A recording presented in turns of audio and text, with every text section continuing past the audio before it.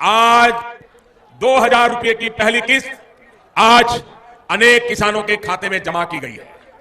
इनमें से कुछ किसानों को थोड़ी देर पहले सर्टिफिकेट भी दिए गए हैं।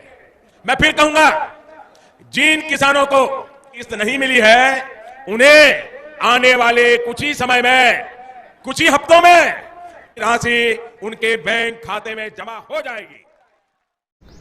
चलिए दोस्तों, एक बहुत बड़ी खबर आ रही है कि पीएम किसान सम्मान निधि योजना में किसानों को 14वीं किस्त मिलने वाली है बहुत जल्दी। जी हाँ दोस्तों, पीएम किसान योजना की 14वीं किस्त जल्द होगी जारी, बट कुछ किसान को इस बार भी हो सकते तो पैसे नहीं मिलेंगे। जी हाँ दोस्तों, अभी तो कुछ किसान जिनको कि 13वीं किस्त मिल चुकी है उनको बेसब्री से इंतज़ार है, लेकिन कुछ किसानों को अभी 14वीं किस्त भी शायद मिल जाए, यही बहुत बड़ी बात है। कैसे? क्योंकि जो डॉक्यूमेंट है किसान भाइयों ने वो अभी तक अपडेट नहीं करवाया है। अगर हम पुराने कमेंट्स की बात करें तो इस कमेंट्स में आ रहे थे कि 11वीं किस्त के बाद उनको 12वीं 13वीं किस्त नहीं मिल चुकी है। तो किसान भाइयों, हम बता दें कि 13वीं किस्त तक तो मिल चुकी है ऑलरेडी, लेकिन 14वीं किस्त की बातें चल रही है कि पीएम किसान सम्मान निधि में 14वीं किस्त बहुत सारे किसानों को बहुत जल्दी मिलने वाली है। अब बात करें कि इसमें जो 14वीं किस्त बेसब्री से किसान इंतजार कर रहे हैं, अब तक के किसानों को 13वीं किस्त तक का लाभ मिल चुका है। पीएम किसान सम्मान निधि योजना के तहत उनके खाते में 6,000 रुपये सालाना बतौर आर्थिक सहायता भेजे जाते हैं। केंद्र सरकार की ओर से किसानों को साल भर में 2-2 हज़ार रुपये की जो 3 किस्तें वो दिए जाते हैं। इसका उद्देश्य किसानों को आर्थिक रूप से मजबूत बनाना। जी हाँ दोस्तों, लेकिन किसान भाई, अगर हम बता दें कि 14वीं किस्त में यानी कि चौथे किस्त में किसान भाइयों को अगर पैसे नहीं आए तो सबसे पहले आपको क्या करवाना होगा। देखिए, 13वीं किस्त के समय कई किसानों को अटके थे रुपये। जी हाँ दोस्तों, कई किसानों को अटक गए थे रुपये और शायद 14वीं किस्त में भी ना मिले।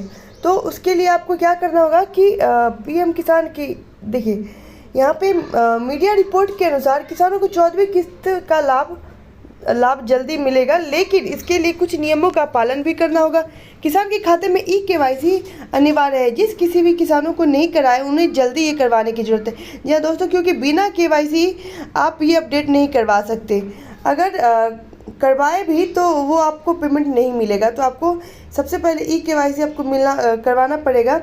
13वीं किस्त के समय किसानों को अटके थे रुपये। बता दें कि किसानों की 13वीं किस्त के टाइम में भी ये पैसा अटक गया था, उनको नहीं मिला था, इसीलिए ई वेरिफिकेशन करवाने की बहुत ज़रूरत है। पीएम किसान से जुड़ी कुछ जानकारी यहाँ पे हेल्पलाइन भी दी गई है, तो आप वहाँ से भी ले सकते हैं। चलिए हम आपको बता दें कि सबसे पहले आप ऑनलाइन कैसे अपडेट करवाएंगे। पीएम किसान सम्मान निधि योजना का एक बहुत ही सीधा और सिंपल है जो कि आप अपडेट करवा सकते हैं। सबसे पहले आपको क्या करना पड़ेगा दोस्तों, यहाँ पे जो ओरिजिनल पोर्टल है ना, वो वहाँ पे आपको जा कर के ये यहाँ पे देखिए, ये ई-केवाईसी है और ई-केवाईसी में जा कर के आपको अपडेट करवाना है। लेकिन क्या करना है, सबसे पहले आपको आधार नंबर को जो है वो फ़ोन से अपडेट करवाना है। यहाँ पे सिंपल से आप जब आधार नंबर डालोगे तो यहाँ पे एक OTP आती है, OTP आएगी और OTP आने के बाद आपको OTP यहाँ पे डालना पड़ेगा। लेकिन आपका ध्यान रखें फ़ोन से कनेक्ट होना चाहिए, तभी, नहीं तो फिर वो अपडेट नहीं हो पाएगा। दूसरी बात है, जब आप अपडेट करते हैं तो ये अपडेशन सही है नहीं वो भी आपको चेक करना पड़ेगा। वहाँ पे आपको चेक करना पड़ेगा स्टेटस में जा कर के कि आपने जो किया है वो अपडेट है या नहीं। तो आपको वहाँ पे भी जाके चेक करने पड़ेंगे। यहाँ पे आपको सबसे पहले जो आधार नंबर है यहाँ पे डाल करके आपको चेक करना पड़ेगा कि जो आप ने अपडेट करवाया है वो सही है या नहीं। तो 2-3 तरीके से आप यहाँ पे कर सकते हैं। दूसरी बात है कि अगर आप नहीं समझ पा रहे हैं, यानी कि आपको ऑनलाइन करवाने में दिक्कतें आ रही है, तो आप क्या कर सकते हैं, CC सुविधा केंद्र भी जा सकते हैं और सुविधा केंद्र के तहत भी आप अपडेट करवा सकते हैं। चलिए, दूसरी बात हम आपको बता दें कि अगर जो भी पीएम किसान सम्मान निधि योजना के लाभार्थी हैं वो और भी योजना के लाभार्थी अब हो सकते हैं। जैसे कि एक DBT माध्यम है, यानी कि DBT जिसको हम डायरेक्ट फंडिंग योजना के बारे में बात करते हैं, वो किसान भाई और भी योजना का लाभ ले सकते हैं। जैसे कि पिछले टाइम हमने बताया था कि खाद बीज जैसे योजनाएं हैं तो उनकी योजना का भी लाभ आप ले सकते थे और बहुत सारे किसान भाइयों ने लिया भी है। मुझे तो ये पता नहीं होता अगर आप लोग कमेंट नहीं करते। दोस्तों इससे पहले बता दी कि अगर आपने चैनल को सब्सक्राइब नहीं किया तो सबसे पहले सब्सक्राइब करें, क्योंकि आपको पता है कि हम नई नई योजना का अपडेट देते रहते हैं, तो ये आपके लिए ज़्यादा फायदेमंद होगा। दूसरी बात है कि अभी अदर योजना के बारे में किसकी अप्लाई हो रही है। पंजीकृत किसान कृषि इनपुट रबी खड़ी फसल, जो रबी फसल होती है उसका आवेदन अभी बंद हो चुका है और प्रधानमंत्री का आवेदन चालू है। दूसरी बात है बीज अनुदान आवेदन। देखिए यहाँ पे बीज अनुदान आवेदन जो है वो अभी ओपन हो चुका है, तो आप इसके लिए अप्लाई कर सकते हैं बहुत जल्दी। और 20 अप्रैल से ये आवेदन रबी गेहूँ अधिप्राप्ति का भी जो आवेदन है वो 20 अप्रैल से चालू हो चुकी है। और डीजल अनुदान खरीफ ये भी आवेदन चालू हो चुकी है।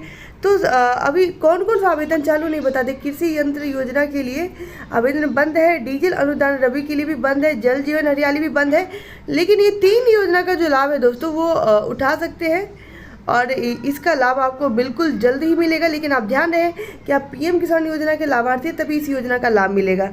तो आप इस तरीके से कई सारी योजनाओं का लाभ ले सकते हैं और अगर आपको नहीं मिला तो हमें ज़रूर बताइए। लेकिन ध्यान में रखिए कि ऑनलाइन का आवेदन 9 बजे से 6 बजे तक ही होगा, उसे बाद में या पहले आप नहीं कर सकते हैं।